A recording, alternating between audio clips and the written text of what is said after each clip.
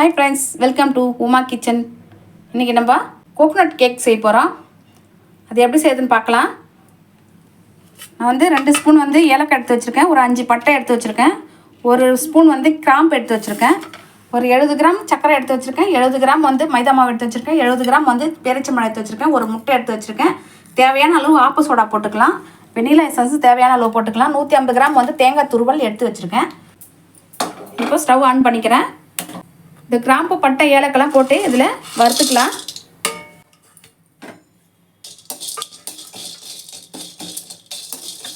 இது நல்லா வறுத்துக்கலாம். தீயாமல் வறுத்துக்கணும், லைட்டாக சிம்மில் வச்சுட்டு நம்ம வறுத்துக்கலாம். இதை வாசனைக்காக வறுத்து அரைக்கிறேன். நல்லா வறுபட்டுருச்சு, இப்போ எடுத்துக்கலாம்.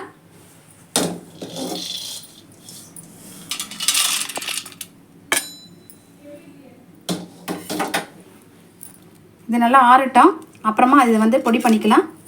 இப்போ அதில் சக்கரை 70 கிராம் எடுத்து வச்சுருக்கேன், அதில் பாதி இதில் சேர்த்துக்கிட்டு கேரமல் பண்ணிக்கலாம்.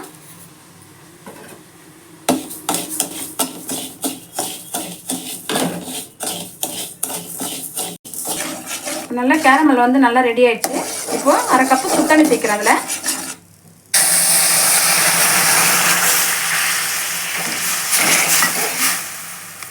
இப்போ இந்த எடுத்து வச்ச சர்க்கரையை அதில் சேர்த்துக்கிறேன்.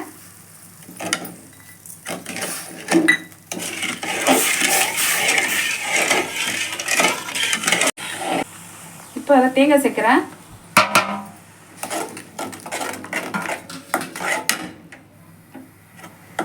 தண்ணி கொஞ்சம் லைட்டாக சுண்டுற வரைக்கும் நம்ம இதை தொழிக்கிட்டே இருக்கலாம். கொஞ்சம் லேசாக தண்ணி இருக்கும்போது நம்ம இறக்கி வச்சிடலாம். இப்போ கொஞ்சமாக தண்ணி பதம் இருக்கும்போது நம்ம இறக்கி ஆற விட்டுடலாம். இப்போ இறக்கிடுறேன். இப்போ இது ஒரு பக்கம் நல்லா ஆறிட்டே இருக்கட்டும். நம்ம டேக்ஸ் நம்ம பேஸ்ட் மாதிரி பண்ணிக்கலாம்.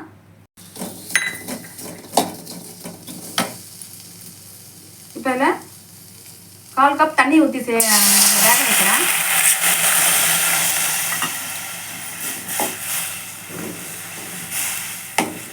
இந்த பேரிச்சம்பழம் நல்லா பேஸ்ட் மாதிரி வர அளவுக்கு நம்ம இதில் நல்லா வேக வச்சுக்கணும். இப்போ இதனால் பேஸ்ட் மாதிரி வந்துடுச்சு. இப்போ ஸ்டவ் ஆஃப் பண்ணிக்கிறேன். சூடாக இருக்கும்போதே அதெல்லாம் ஆப்ப சோடா மாவை அதில் நான் சேர்த்துக்கிறேன். 1/4 டீஸ்பூன் சேர்த்துக்கிறேன்.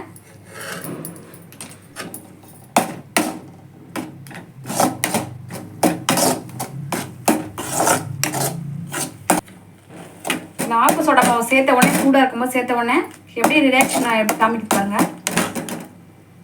இது ஒரு மாதிரி ரியாக்ட் ஆனோடனே கலர் மாறும். இது மாதிரி கலர் மாறுற வரைக்கும் நம்ம இதுக்கு நல்லா தொலைவிட்டு ஒரு பக்கம் ஆறட்டும், எடுத்து வச்சிடலாம். இந்த மணத்தூளை நம்ம பொடி பண்ணிக்கலாம். இப்போ இந்த வறுத்தது நல்லா ஆறிடுச்சு. இப்போ அதில் ஒரு ஸ்பூன் நம்ம சுகர் சேர்க்கலாம். சேர்த்துட்டு இப்போது பொடி பண்ணிக்கலாம். இது நம்ம அரைச்சி வச்சா கூட ஃப்ரிட்ஜில் எடுத்து நம்ம காற்று போகாத ஒரு பாத்திரத்தில் போட்டு டைட்டாக மூடி நம்ம ஃப்ரிட்ஜில் வச்சுட்டா இது 1 வருஷம் வரைக்கும் கூட கெடாமல் இருக்கும். அதனால் நான் அரைச்சிட்டு அப்புறம் காமிக்கிறேன். சாஃப்டாக நல்லா அரைஞ்சிடுச்சு. இப்போ வேறு ஒரு பாத்திரத்துக்கு நம்ம மாற்றிக்கலாம். நம்ம ஓடிஜி ஆன் பண்ணி 10 நிமிஷம் நம்ம ப்ரீ ஹீட் பண்ணிக்கலாம். 250 செல்சியஸில் நம்ம ப்ரீ ஹீட் பண்ணிக்கலாம்.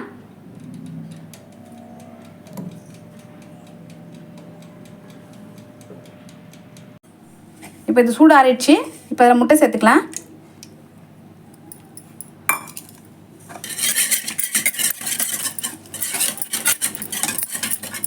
வெண்ணிலா எசன்ஸ் ஒரு 1/2 மூடி ஊற்றிக்கிறேன்.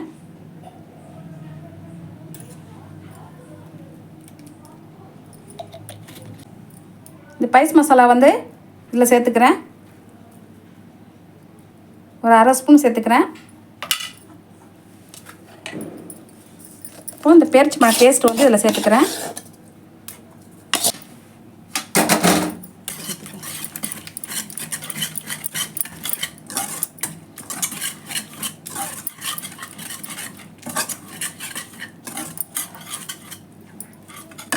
இப்போ இந்த மாவு அதில் சேர்த்துக்கலாம்.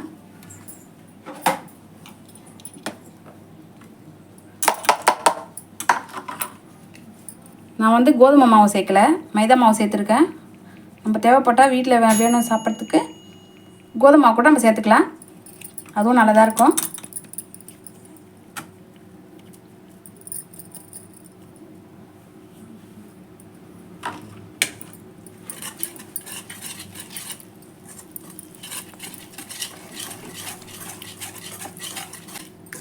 இந்த கேக் வந்து ஸ்ரீலங்காவில் ரொம்ப ஸ்பெஷலு.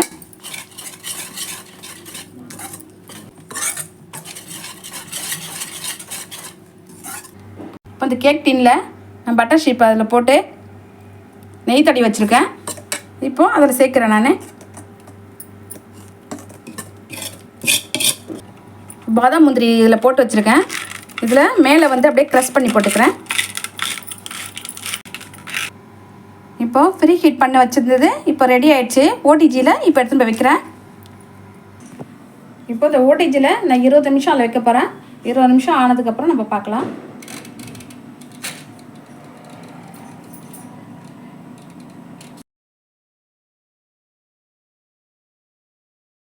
வச்சு 20 நிமிஷம் ஆயிடுச்சு. இப்போ ரெடி ஆகிடுச்சு, ஆஃப் ஆகிடுச்சு. இப்போ எடுத்துக்கலாம்.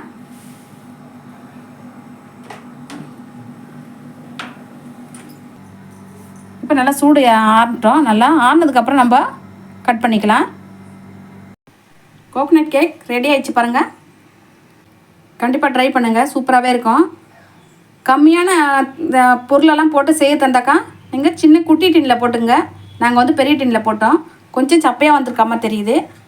ஆனால் சின்ன டின்னில் போட்டால் நல்லா பெருசு பெருசாக இருக்கும். அதனால் நீங்கள் வந்து அளவு கம்மியாக போட்டாக்கா சின்ன டின்னில் போட்டுங்க.